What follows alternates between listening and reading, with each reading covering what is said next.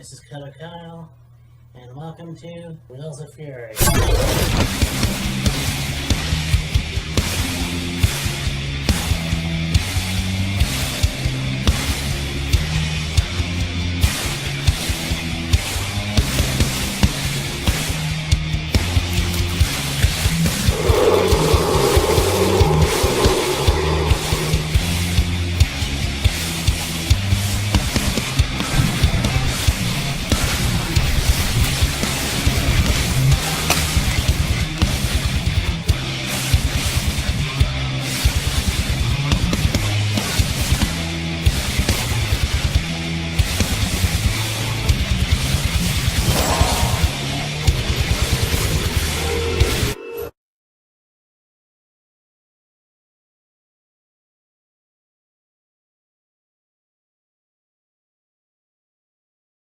Hey, me and Matt here. This is Killer Kyle, and welcome to fucking Wheels of Fury. Aye. And it is a celebration of 130 episodes, which is kind of crazy to me. I know.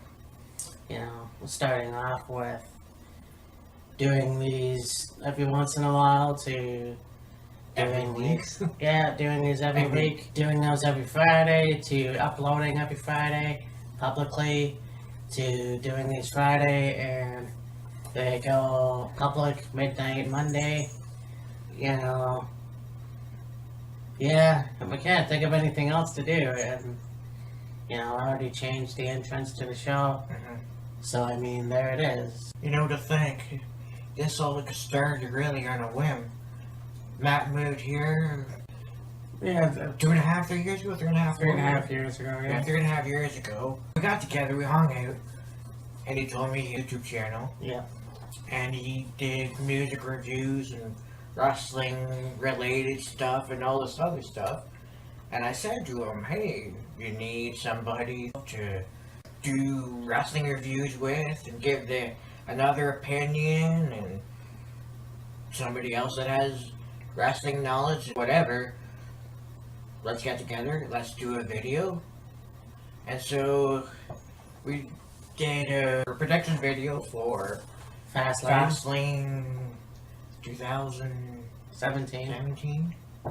Yeah, it's been that long. And here we are now, 3 years later, and 130 videos later. Yeah, Facebook site. Tried to do our own YouTube channel. Yeah. Whatever. So that doesn't seem to be working too well, but that's fine. Yeah. That'll happen soon enough, but yeah, so this is gonna be interesting because we tried to find this pay-per-view. We only had like 4 or 5 matches to look at.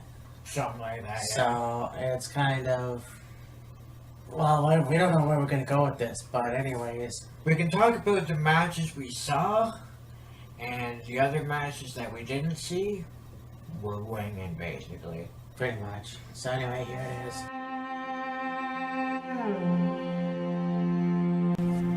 So with that being said, we're gonna do a look back at WCW Starrcade 2000, the last pay-per-view, and I checked, and it seems to be the last pay-per-view. So we watched like maybe 2.5 reviews, or maybe just 2 reviews, and a lot of people didn't like it. Now, being an outsider, no pun intended, I watched it with Kyle, and it was actually really good. From last we saw, it was pretty good.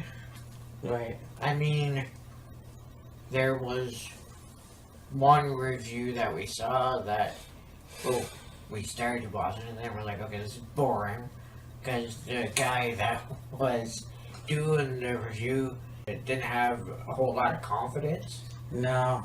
Like, it was just, yeah, I'm gonna talk about Starrcade 2000. The first match was so and so. It had some really good high spots, really good things. Really, it's like dude, where's your charisma? Where's your energy? Where's your enthusiasm? Where's your vibrato? Where's your manhood? Well, I think when people do reviews they don't like, they tend to not be that way, unfortunately. I mean, he didn't like it. And we kind of liked it. Well, I kind of liked it. Like I said, a guy that didn't watch WCW regularly, I really enjoyed it. But at the same time, we didn't see all the matches on the card. True. All the point I'm getting at is, okay, they may not have liked it, they might have thought it was boring, they might have thought it sucked, they might have thought it was worst pay-per-view, one of the worst pay-per-views WCW ever did, whatever, but don't make it sound like you lost your best friend or something.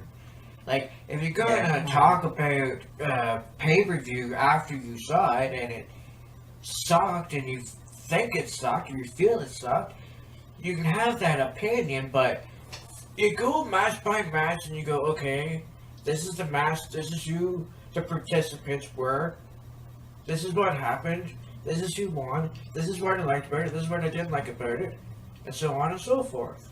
Yeah, when we did Halloween Havoc, we did say the matches were shit. Yeah. However, we put emotion into it. Yeah. We tried to make it entertaining like we do with most of our videos. And we're real, It's not like we're pretending or anything. Yeah, exactly. But, yeah. In any case, it's Starrcade 2000. Yeah. We start off with this match, the number 1 contender for Chavo Guerrero's Cruiserweight title. We've got... The ladder match, we've got 3 count of Shane Helms and Shannon Moore. You've got the Young Dragons of Kaz Hayashi and Yun Yang, who became Jimmy Wang Yang. You've also got a tag team forming of the 3rd member of 3 count. I guess he had enough and left or whatever. Evan Courageous teaming with Jamie Noble. Yeah. So, I mean, this was an interesting match. You had no shortage of ladders. Oh, yeah. They used it to their advantage, which I thought was great. Yes. You at one point had a structure, 3 ladders and one in the middle that was... It was basically a scaffold. You had like a scaffold. 2 ladders here, 1 ladder here, ladder in the middle. And I wanted Jim Cornette to be there. Fall off it and blow out both his knees or whatever. But yeah, this was a good match. And I just told Kyle, I don't know when, but I saw this on a DVD. And, oh no, this must have been the first ladder match DVD. Shane Helms and Shannon Moore won the match. Yes. They got the contract down. Which means, I guess it was a triple threat with those guys in Chavo. So, I mean, at the time I thought it was the shits, but... Yeah. I actually still think it's the shits. Yeah. You're not supposed to do that, but whatever. Well, I mean, okay, if you're gonna have, let's say, a triple threat ladder match, why would you have 3 sets of teams involved? Because that makes it a tag team ladder match, but you've only got 1 contract for Chavo Guerrero for the Cruiserweight Championship, and really only 1 person can win it. Yeah.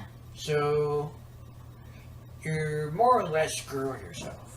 Pretty much. Not so much since WCW made towards the end. Yeah. Especially when they're going fucking Viagra in a pole match and Oh god. shit like that. Anyways, yeah, so let's go on to a match between Lance Storm with Elix Skipper and Major Guns Yeah. against Ernest Miller. Right. Now, this is around the time that they had a Team Canada in WCW. Yeah. Far different than the Team Canada that was in TNA. TNA. You got Lance Storm, you got Elix Skipper, who ended up in TNA. Major Guns, I can't remember who that was. And there was a few other members of that team. Yeah, I mean, well, Major Guns was a female. But she was Right. a valet, or manager, or whatever. Yeah, yeah. I don't know all who was in that group. Yeah. I'm assuming that there weren't too many Canadians in that group. Allegedly, yeah. But, yeah, Lance Storm, definitely one of the underrated wrestlers, in my opinion. I mean, you got a guy that wrestled in ECW, WCW, Smoky Mountain, WWE, and he's held both titles, Yeah. so that's great.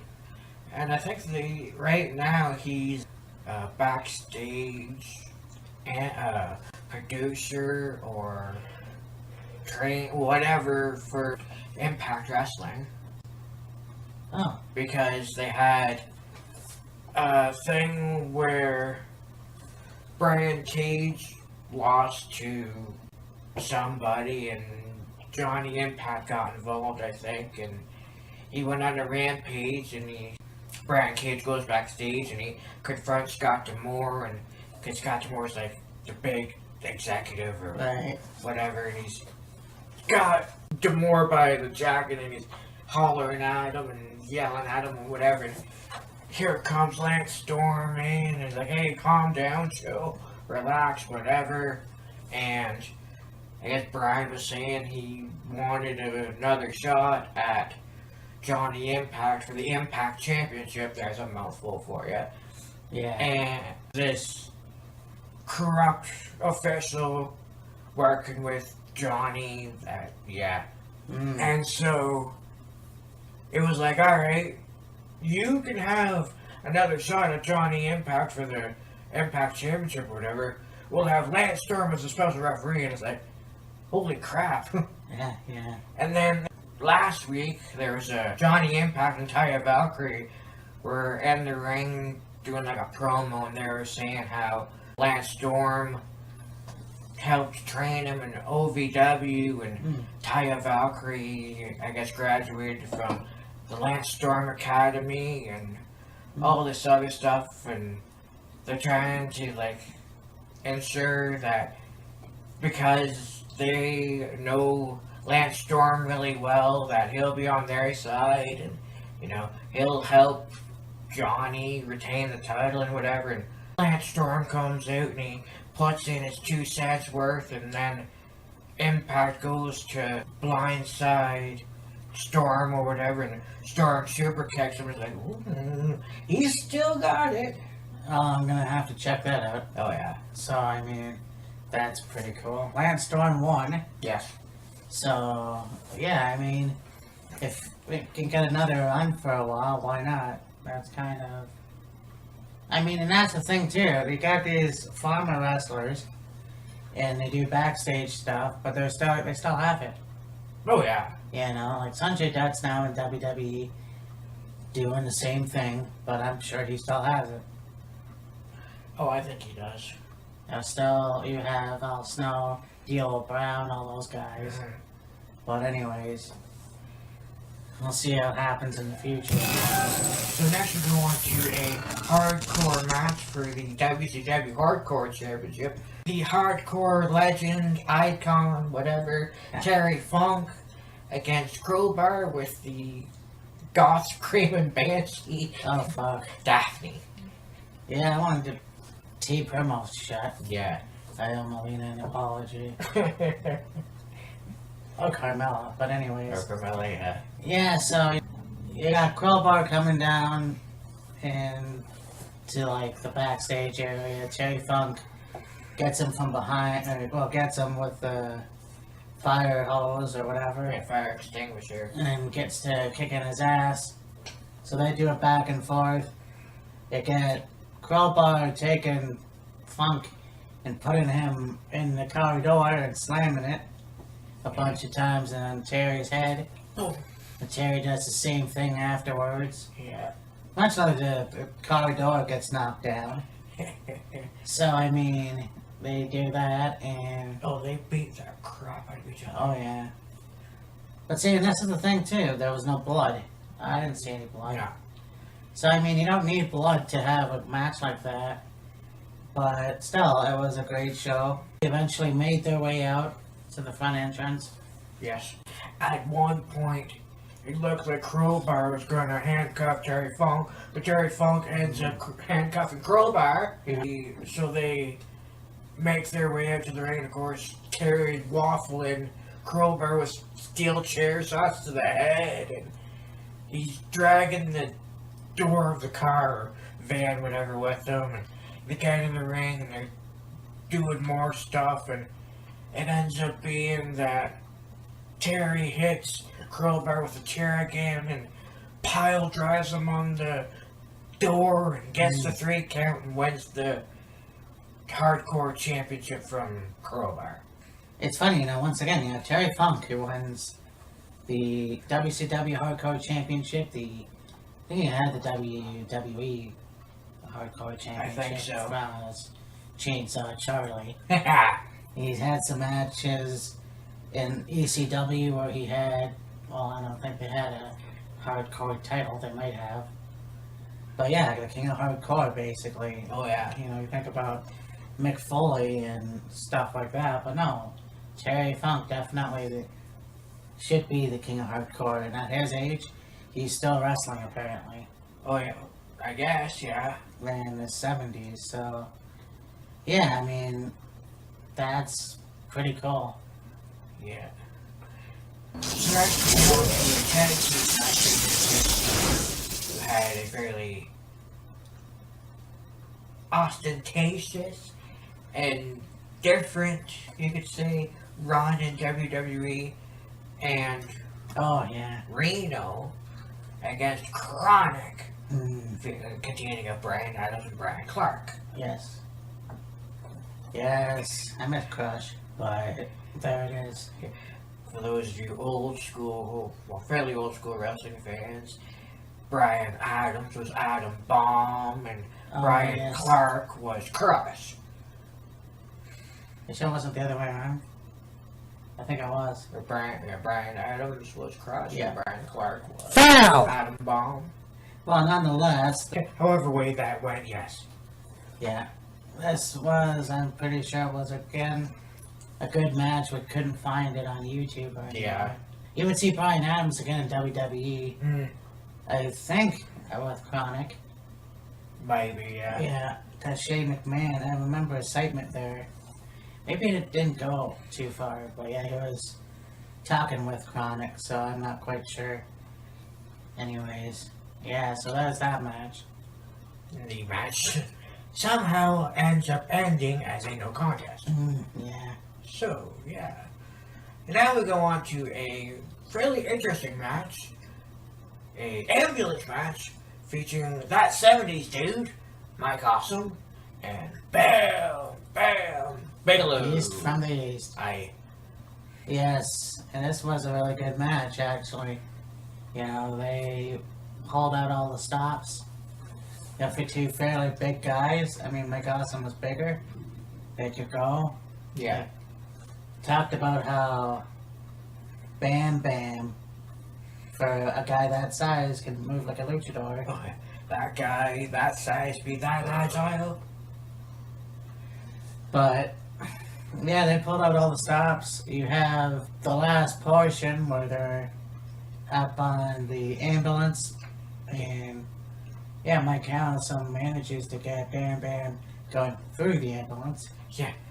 Bam Bigelow slams Mike Awesome on the hood of the ambulance, and then he gets up on the hood of the ambulance himself and he starts Ripping it off. ripping off the lights for the brick at the top of the cab of the ambulance, and he starts hitting Mike Awesome with them, and then Mike Awesome grabs him, and of course Bam Bam's made his way up to the roof of or the top of the back of the ambulance.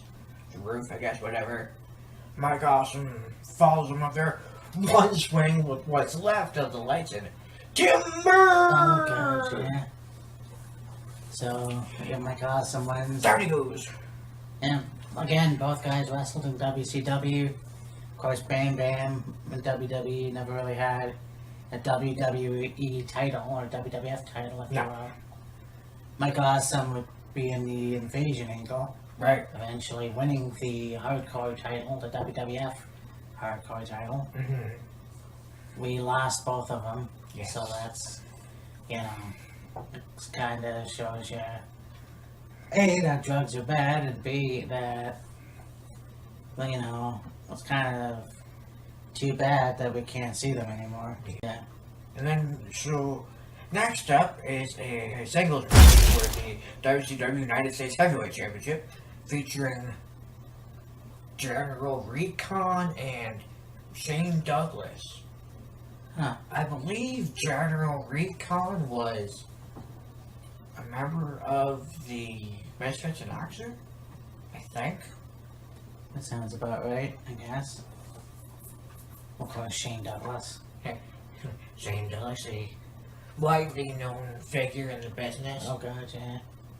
The franchise, Yeah. you know, and again, you know, you talk about that, we wish we would have saw the match, but Shane Douglas was a hell of a wrestler. Oh yeah, absolutely. Shane Douglas basically helped start the extreme era of ECW, going from Eastern Championship Wrestling. He held The NWA title. the NWA title, the ECW title, tag titles, I think the TV title. I think he was gonna win the Intercontinental title Yeah. at some point. And several other titles throughout his career, and you know, ECW, WCW, WWE, TNA. Yes, yes. The man's had a pretty lengthy and extensive career, and a very good one at that as well. Yeah, for sure. Yeah. Don't know too much really about what happened in this match. Can't tell you though that General Recon beat Douglas by disqualification. Yeah, jeez. Yeah. So now we go on to a reintroduction, I guess you could say, of an old school match from the early days of WCW and maybe even Smoky Mountain. A bunkhouse brawl featuring Big D and Heavy Ron. That sounds wrong. But anyways, Ron and Don, the Harris Boys, with Jeff Jarrett against the Filthy Animals of Kidman, Conan, and Rey Mysterio Oh, yeah. Jr. Yeah, I mean, yeah, Jeff Jarrett calling himself the Chosen One. Chosen one, yes. I'm sure Drew McIntyre would have been watching that. Yeah. I think we did see this one. I don't know. We did see this match. It got cut off. Yeah. There were some pretty good spots, if you will, in this match. You got like trash cans and I'm sure kendo sticks and steel chairs and whatever. They even had a bar set up in the middle of the ring. And so they're beating each other up and throwing each other in the guardrail, trash cans, chairs, etc., etc. And then it got to a point where I think Jeff Jarrett was in the ring beating up somebody, and then he was on the corner. Still lowballed Jarrett and climbed the ropes with Kidman and managed to put Jarrett through this bar, like, and it exploded. As far as the video went, it cut in. It's like, oh, god damn it. Yeah, exactly.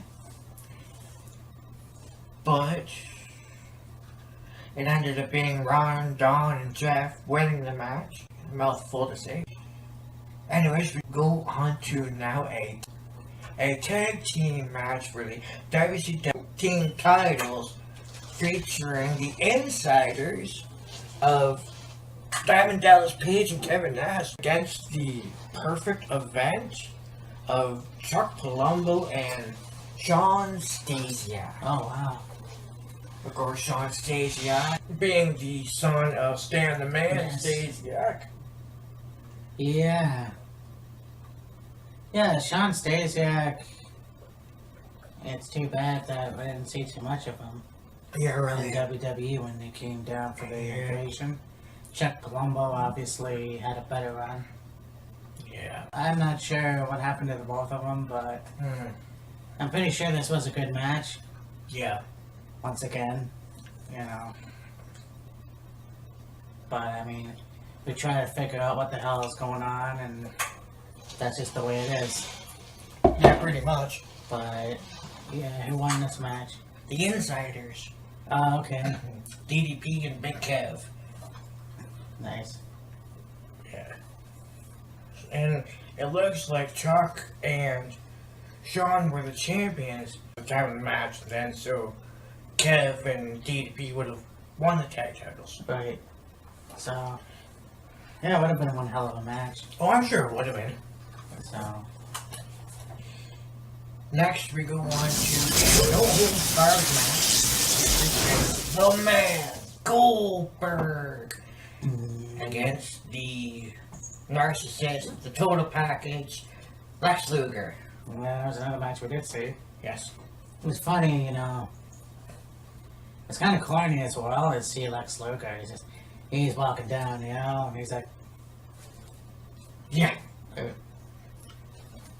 you know, flexing for people and Yeah. shit like that. I thought that was pretty funny. Yeah.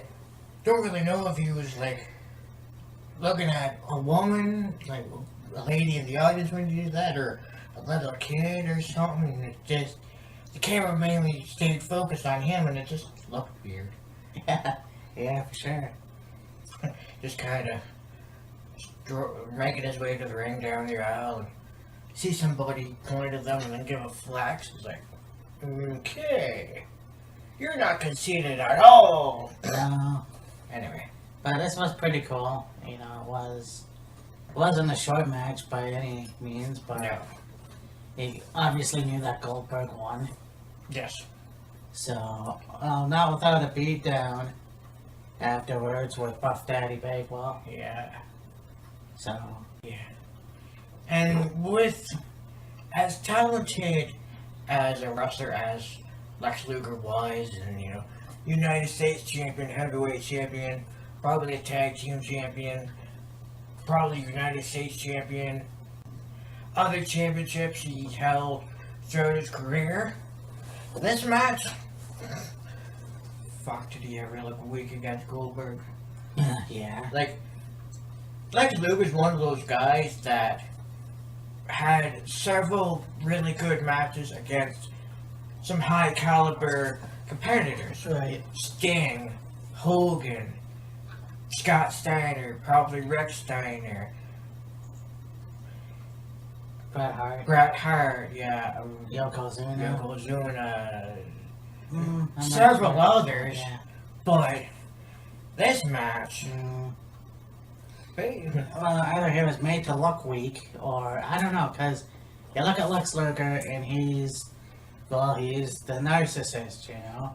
He has the muscles and the body, but, you know, against Goldberg, it's like he's. basically Goldberg makes Luger look like a bitch. Pretty much, yeah. So, yeah, Goldberg won, Yes. obviously, and came down to the ring and picked up one of the kids that he had charity for. Yeah. And, yeah, he was on the talk show Maury Povich, and this kid was on there. And so they did a bunch of highlights of the show, and the kid wrote him a letter, and he's crying, which I think is pretty cool for a wrestler who, like, fucking, you think Kicks is ass a tough guy, and Beats people up. And he's actually got a heart, so. Yeah. But yeah, but I thought about it, like, if I was a parent, and I'm like, the fuck you doing with my kid? You know? yeah. Where the hell are you going with the kid? Bring him back. Don't walk off my kid. Give her back. Yeah. For Christ's sake. Pretty much. And the thing about it is, they show Goldberg go over and take the kid and carry him, and he's heading to the back, and he's got Colonel, what his name is. He wrestles for a little bit, and then eventually became like the head trainer for Power Plant. But the kid had no arm, like no left, right arm, left arm, whatever. And he had his other arm, but his hand was only had like a couple fingers on it or whatever, and Right. they said, "Oh yeah, the kid really wanted to meet Goldberg, and I think it was through Mega Wish or something, Yeah. and so got to meet Goldberg, and then Goldberg gave him tickets to the show, and Yeah. so that's pretty cool." Oh yeah, Goldberg's one of those guys that loves children and does things for children, and that's mainly why he came back to WWE. There's actually a rumor that he's coming back.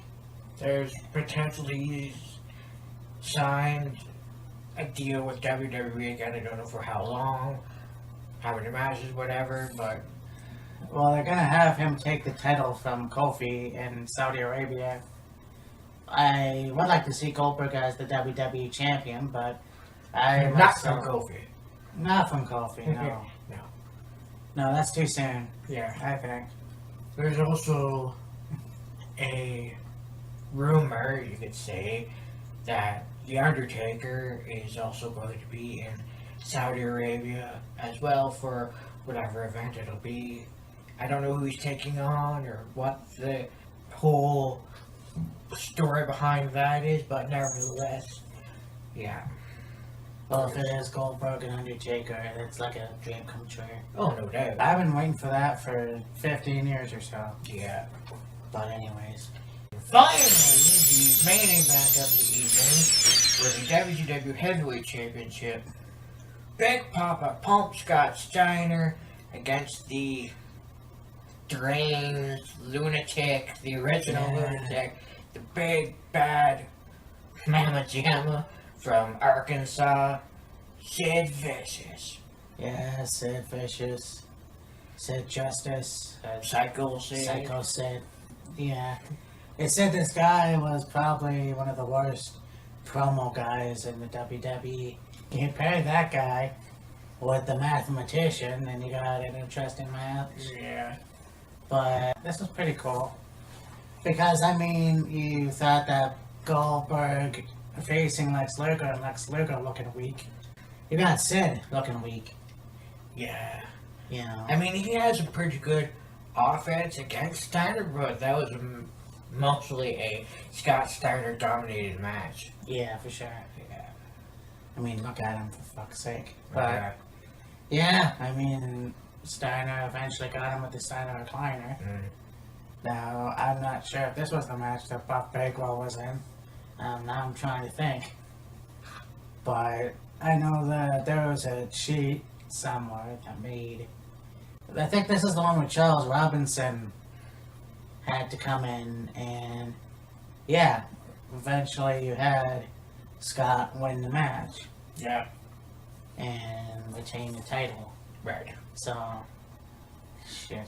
I have one of those things where I think, you know, it's a good idea to do a review, but A, when you don't know what the fuck you're talking about, B, you can't find a lot of the footage or the match, Yeah. you know, it doesn't make sense. Yeah. I mean, we found some of the matches Right. and watched them, but like the match with Lance Storm and Ernest Miller, we didn't see. We didn't see the tag match with Chronic and Big Vito and Reno, or the match for the tag titles with the Insiders and the Big Event or whatever, or there was another match on there. But Yeah. we end up finding like reviews, but Yeah. I mean, it would help, but it doesn't really help a whole lot because No, unfortunately. we gotta try and give our thoughts and opinion based off of somebody else's opinion, and it doesn't really work out that way. Whereas if we watch it, we can base our own opinion off of what we saw and then go with that. Yeah. Because, I mean, like, okay, we watch a review or several different reviews and get other people's opinions of Starrcade 2000 or whatever event you want to put in there. That's fine, but to base your own opinion off of that, kind of hard. Yeah. I mean, again, I said this a lot, I'm not a WCW guy. I've seen it very little. I know a lot of the wrestlers. I haven't seen a lot of the episodes through the years. Right. But it's really hard for me to fucking talk about that kind of stuff. And I've seen maybe 4 or 5 pay-per-views. Yeah. So, I mean, and when you can't find footage, I mean, that's kind of the shit. So, Yeah. that's the unfortunate part. We did what we can do for 130 episode. But next week, we're going to talk about ECW 2001. Got your stars? Yes. Yeah. So, I even botched that shit. But yeah, I'm pretty sure I'll find more footage. After that, I believe it's going to be Money in the Bank. Yeah. So, that's obviously going to be something to look forward to. But again, we don't botch these videos on purpose. No. It's just something that happens. I'm sure it's going to be fine, but that's just the way it is. That's what we wanted to do, and we did it. So Yeah. I hope next week's going to be better. But Yeah. it's so hard to prepare for something that you can't find a lot of matches for or a full show. Yeah. I think that we did our best, and that's just the way it is. Yeah, absolutely. Yeah. Like, we do the best we can with what we got, and sometimes it works out, sometimes it doesn't work out. We just go with the flow. Pretty much. Anyhow, so this has been Wheels of Fury, and I'm me and Matt. It's Killer Kyle, and we'll be back next week. Thank you guys for 130 episodes, and here's to 130 more. Yeah. We'll see you next time. Deuces.